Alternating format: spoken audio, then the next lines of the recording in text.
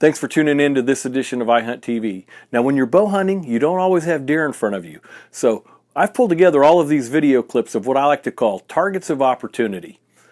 Doesn't mean that you're going to score anything, but they're a lot of fun to watch and sometimes even take a shot at.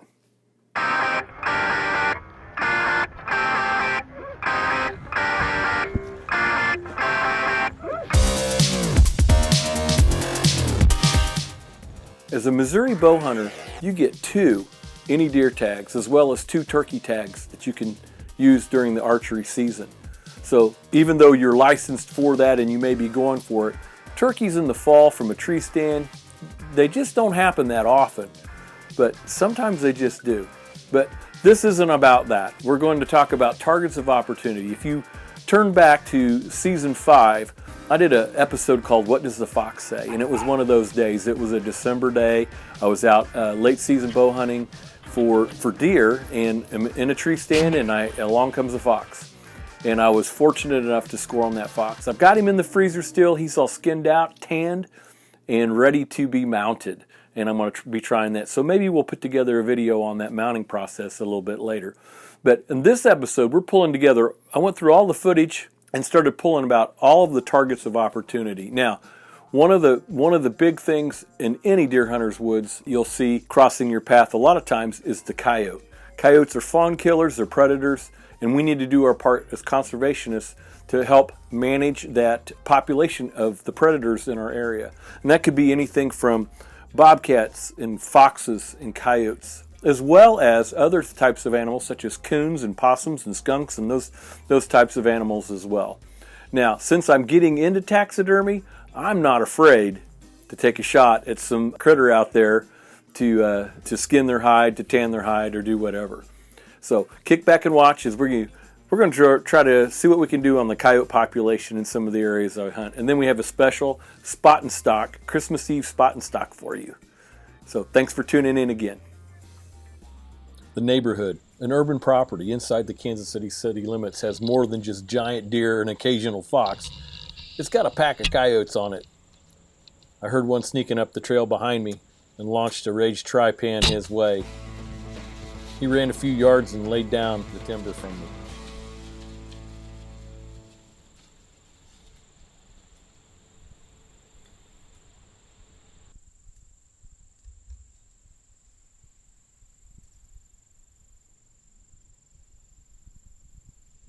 IHTV 1, coyotes 0.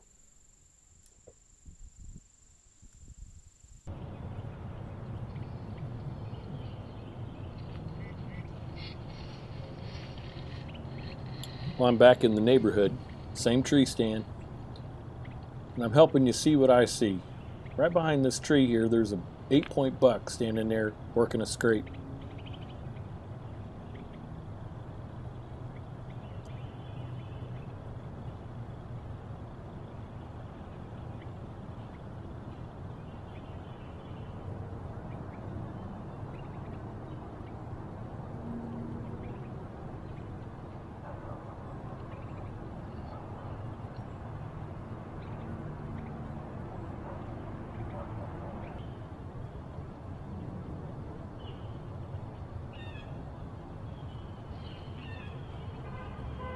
As I'm focused in on this buck, I hear the pitter-patter of feet coming up the trail behind me.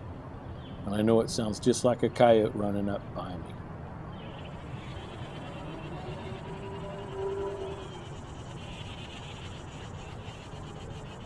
I catch movement over my right shoulder and I see this coyote step out on the trail and come right literally under my stand.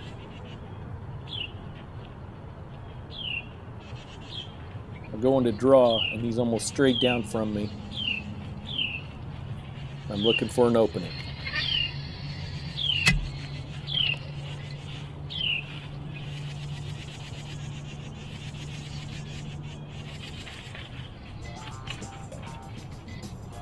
He makes his way down this little drainage ditch towards the creek. The buck's standing on the other side at the end of this drainage ditch. Well, he bumps him out and then starts to follow him away.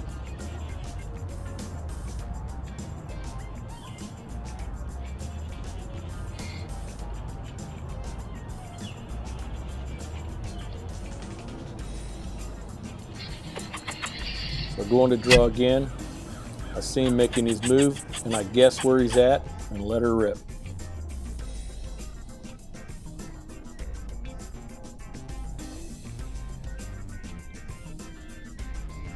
When I reviewed the footage, I realized I was way behind that animal. No, I wasn't even close. Coyotes win this one.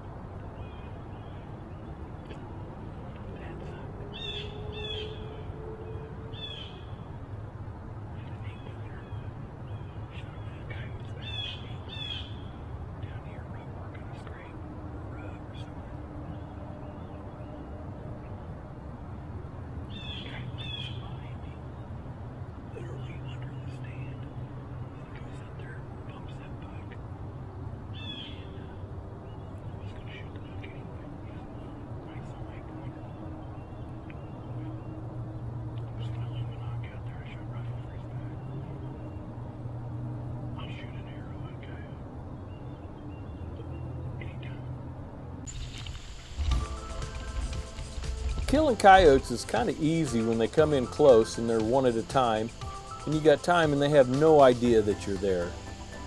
But here we go. I'm hunting my property in Platte County, Missouri.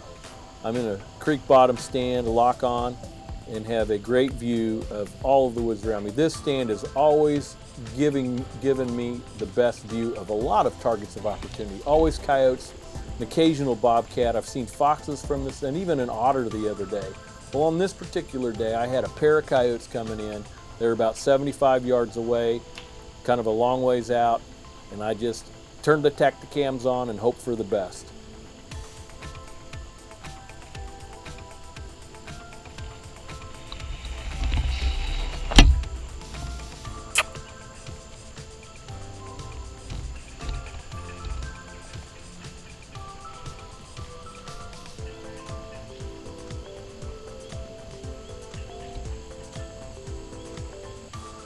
One of the coyotes makes his way towards me, and he gets about 40 yards out. I settled my 40-yard pin right on his shoulder and let her rip. And what do you know? Right over his back, and away he goes. Now, the other dog is still there. So I reach around behind my tree and grab an arrow out of my quiver and knock for another shot.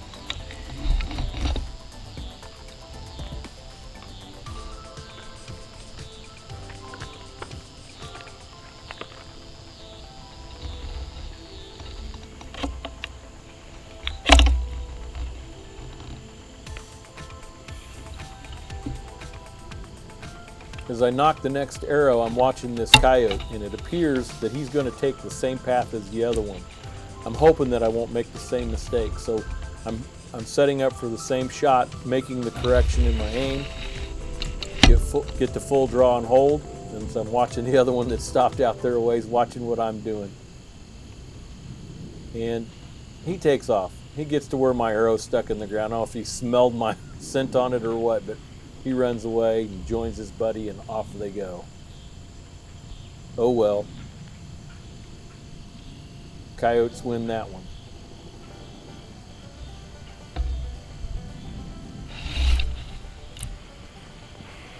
Well, how's the poke? That's probably, I don't know, 40 yards. I didn't range it, so I shot over his back, it looked like. Got at least a whack at one.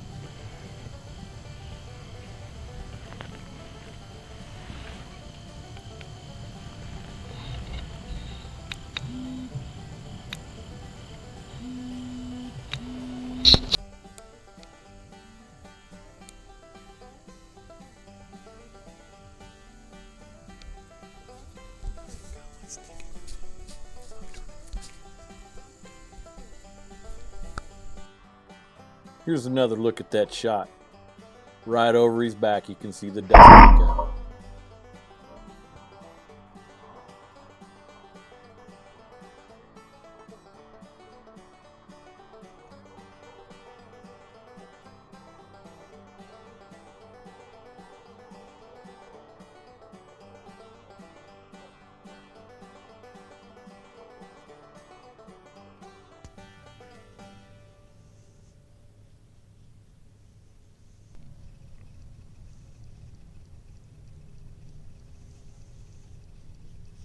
Well, the sun's setting on the Whitaker farm in Platte County, and I'm in my ladder stand on the edge of the horse pasture.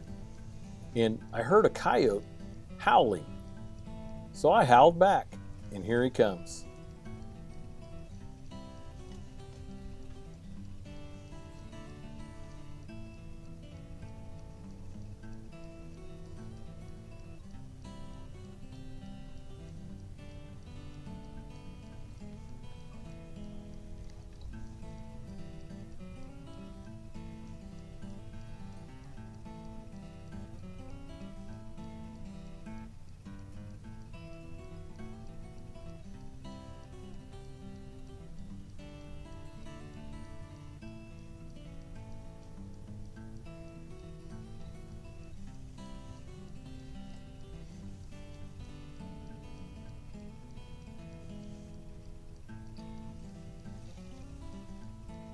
I got him to come across the creek.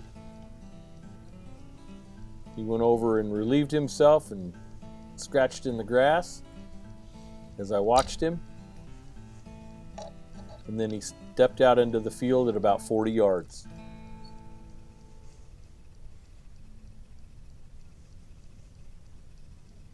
And then it was just a matter of me waiting for the right moment.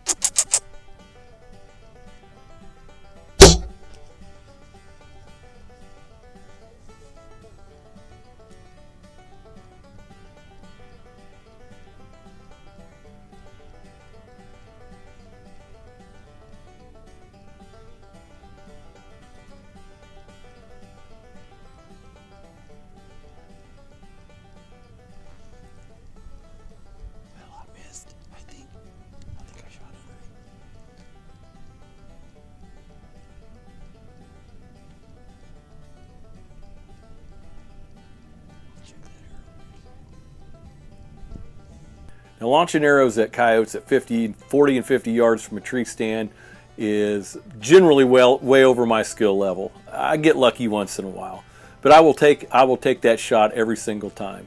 If I have to choose between a doe standing in front of me at 20 yards and a coyote at 40 yards, I'm going to take the coyote every time. Does will come back and I'll be able to fill my freezer. Now, if it's a booner standing in front of me, we'll have to think about that. I'll probably shoot at the deer.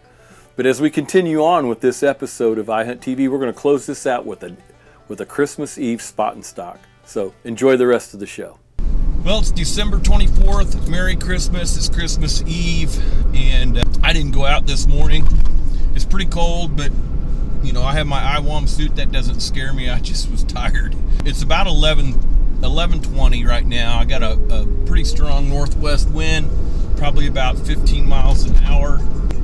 But I'm getting a little stir crazy just sitting around the house. So I'm going to go out and just maybe do a little still hunting. Going out to the Whitaker farm where Bucky lives. I haven't seen him on camera for a while. Don't know if he made it through the gun season, but I did get a picture of him right the day before gun season. He was limping pretty bad, so I think he got beat up in a fight, even though he's a big deer. I think the big deer that beat him up is dead. I called him YTBN, yet to be named, because I just found him and I got pictures of him and set up on him, and I asked the landowner, Marilyn, I said, Marilyn, Doug, I wish you named the buck. So she hadn't named him, so I just called him yet to be named, and he's a nice deer. He got killed.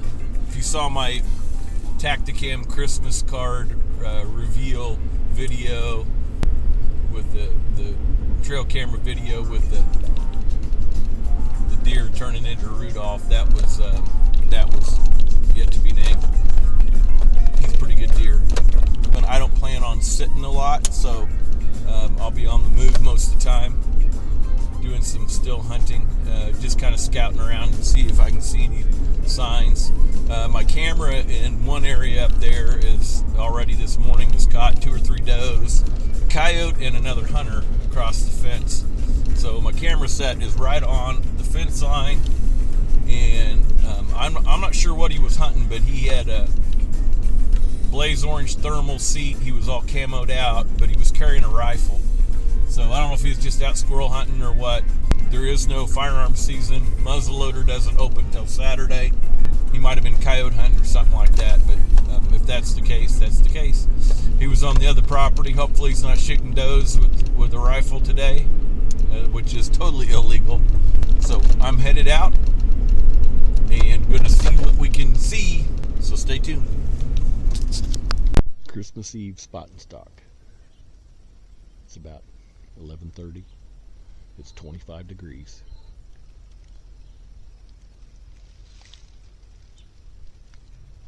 There goes Maryland. I'm sneaking in the woods.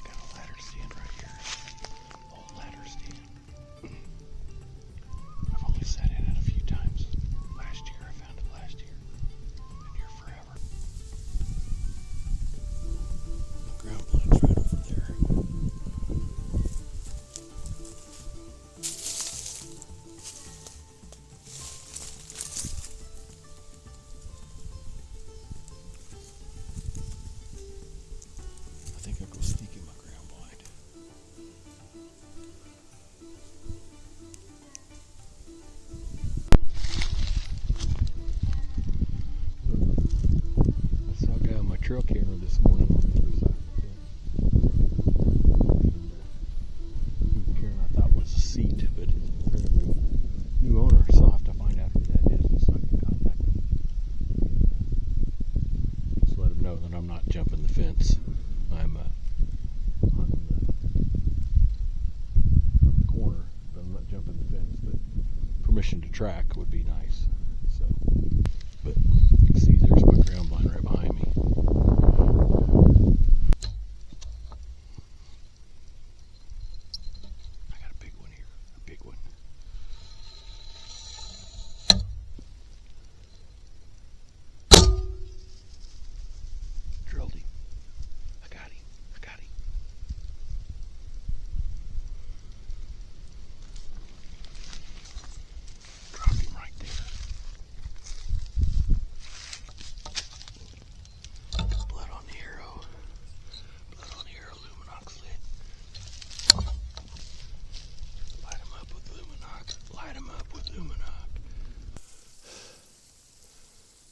It's a heavy one.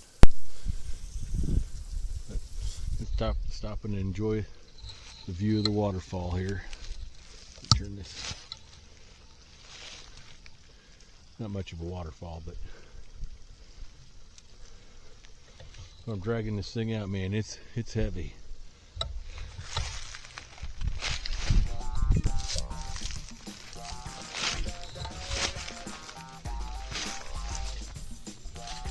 It's a big one. The old Muzzy did its job.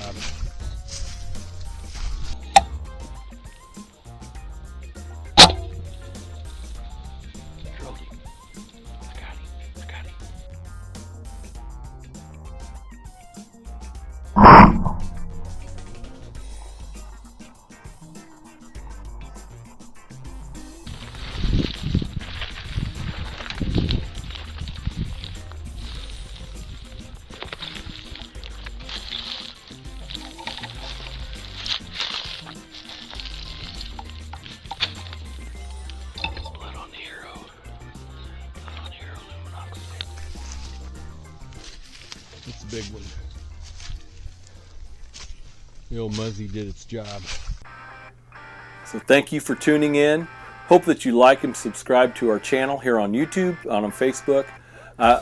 We've recently set up a Go Wild and a You Outdoors profile on those social media outlets. If you are an outdoorsman and you're concerned about some of the censorship that's happening in some of these social media platforms, especially when it comes to your ability to share information about your hunting, about firearms, those types of things, then you really need to check out Go Wild and You Outdoors. Both of these social media platforms are outdoor friendly, and they seem to be run by just regular people just wanting to do the same thing that you want to do, and that's just to share the love of our sport and the passion for the outdoors that we have. So go check those out, Go Wild and You Outdoors. Thank you again for tuning in, and we hope you have a blessed day.